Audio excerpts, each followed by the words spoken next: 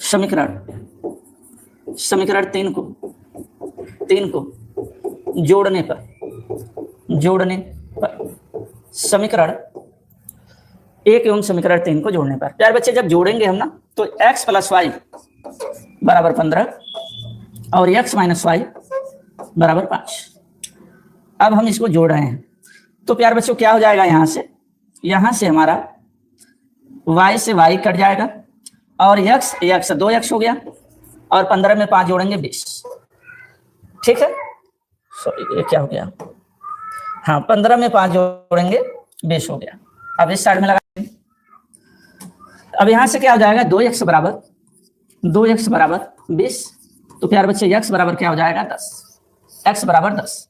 अब आप लिखेंगे x का मान समीकरण